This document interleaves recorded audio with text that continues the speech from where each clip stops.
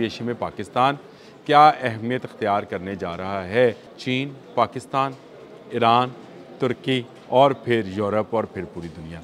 आप अंदाज़ा करें कि ये कितना बड़ा नेटवर्क है जो कि इन चारों ममालिक ने बनाना है और इसी पर आगे बात चलनी है। पूरी दुनिया की तिजारत जो है उसका कंट्रोल रूम पाकिस्तान में बनने जा रहा है। कल जब डोनाल्ड ट्रंप बोल रहे थे तो उनके अंदर से ये खौफ बोल रहा था गो तुर्की इस वक्त तक नेटो का रुकन मुल्क है और नेटो के ममालिक की जो तादाद है तकरीबन 42-43 है, उसमें से एक तुर्की भी है।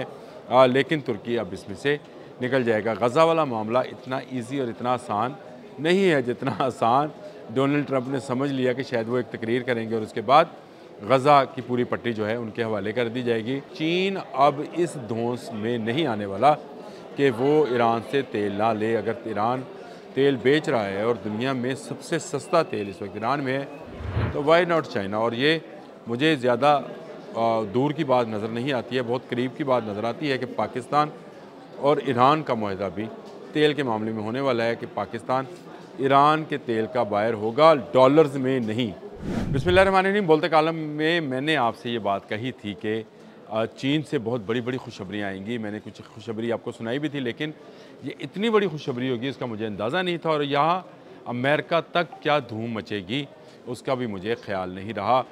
कल डोनाल्ड ट्रंप ने जब बात की और उसने कहा वो ईरान को किसी जगह तेल बेचने नहीं देगा तो बात समझ में आई कि असल में होने क्या जा रहा है और जनूबी एशिया में पाकिस्तान क्या अहमियत अख्तियार करने जा रहा है।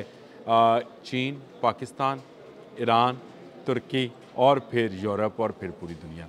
आप अंदाज़ा करें कि ये कितना बड़ा नेटवर्क है जो कि इन चारों ममालिक ने बनाना है और इसी पर आगे बात चलनी है। पूरी दुनिया की तिजारत जो है उसका कंट्रोल रूम पाकिस्तान में बनने जा रहा है। चीन ईरान का तेल पूरी दुनिया में फ़रोख्त करेगा। वो जो चीन अमेरिका ने धमकी लगाई थी फ़रोख्त नहीं होने देगा, तो चीन उसके सामने आकर खड़ा हो गया है और इसमें जो ब्रिज है जो पुल बनेगा वो पाकिस्तान होगा। ब्रिज समझते हैं जो RCD किसी ज़माने में आपको याद होगा पाकिस्तान, ईरान, तुर्की एक मंसूबा था जिसमें ट्रेन ट्रैक भी था, रोड ट्रैक भी था। ये तकरीबन उसी से मिलता जुलता है, लेकिन अब इसमें एक और मुल्क शामिल होने जा रहा है और वो मुल्क है चीन। जी हाँ, जिसने अमेरिका के यूनिपावर कंसेप्ट को जो है उड़ा के रख दिया है और उसने ये साबित कर दिया कि अमेरिका इस दुनिया की अकलौती सुपर पावर नहीं है।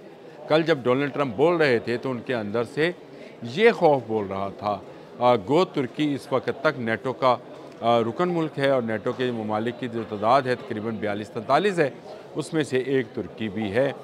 लेकिन तुर्की अब इसमें से निकल जाएगा। गज़ा वाला मामला इतना ईजी और इतना आसान नहीं है जितना आसान डोनाल्ड ट्रंप ने समझ लिया कि शायद वो एक तकरीर करेंगे और उसके बाद गज़ा की पूरी पट्टी जो है उनके हवाले कर दी जाएगी कि ये ले महाराज आप काम करें।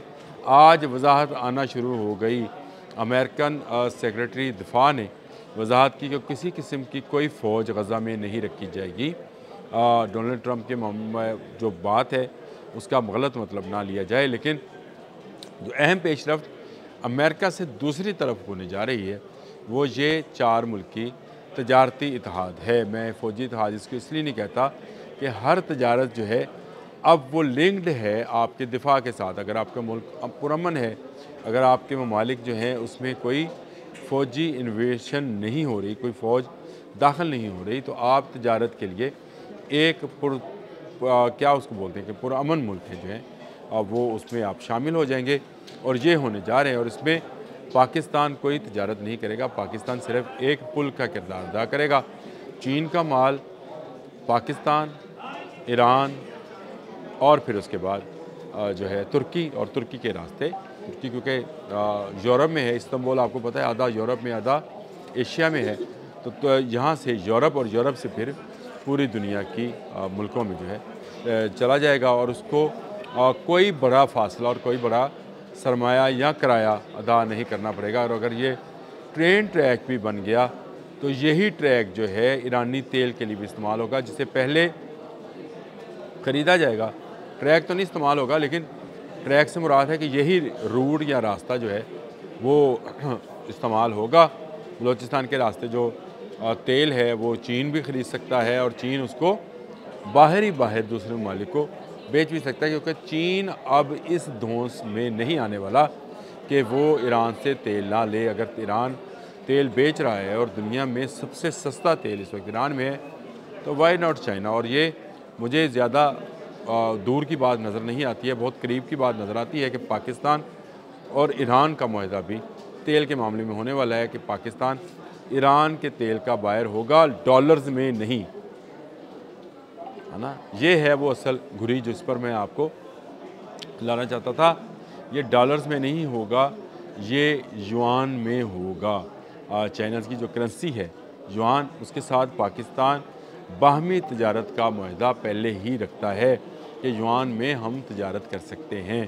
तो हम जो चीज़ लेनी चाहेंगे वो युआन में ईरान से ले सकते हैं, और चीन जो चीज़ लेना चाहेगा वो युआन में लेगा, और उसके बदले ईरान जो चीज़ ख़रीदना चाहेगा, चाहे वो पाकिस्तान है चाहे वो चीन है, वहाँ से युआन में लेगा। और इसमें अभी एक और मुल्क का शामिल होना बाकी था, जिसको बाकी शामिल होने में अब कुछ ही दिन बाकी हैं। तैयब अर्दोग़ान 12 फरवरी को पाकिस्तान का दौरा कर रहे हैं, और सदर ज़रदारी इस वक्त भी चीन में हैं।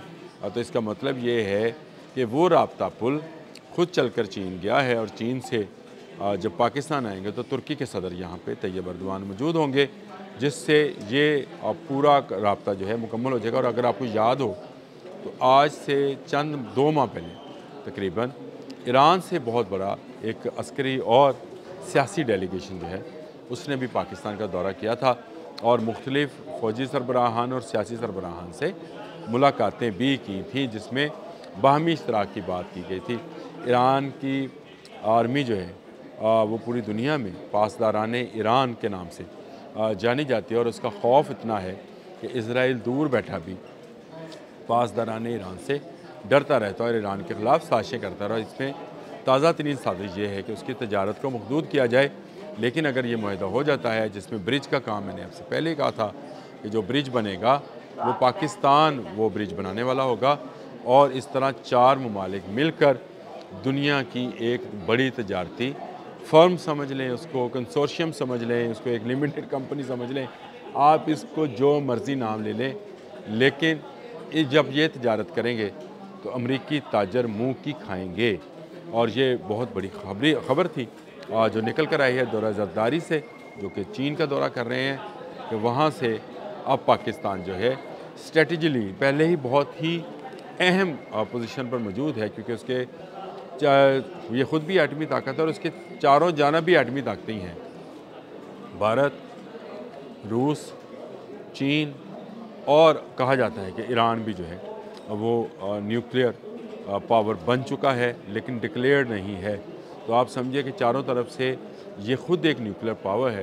तो इसलिए अगर ये इत्तेहाद बनता है तो किसी दूसरे मुल्क के लिए ये मुमकिन नहीं होगा कि इतनी ज़्यादा क़ुव्वत के सामने ठहर सके।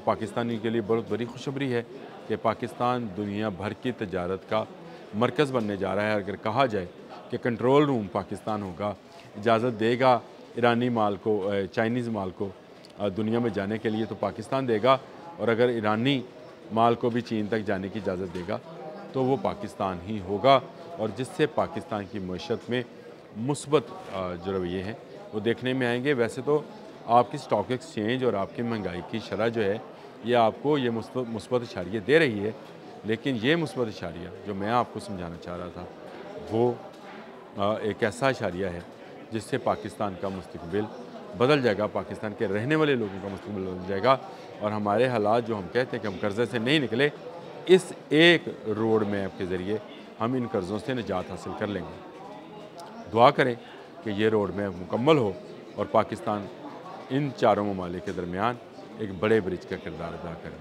आज के लिए इतना ही। अल्लाह।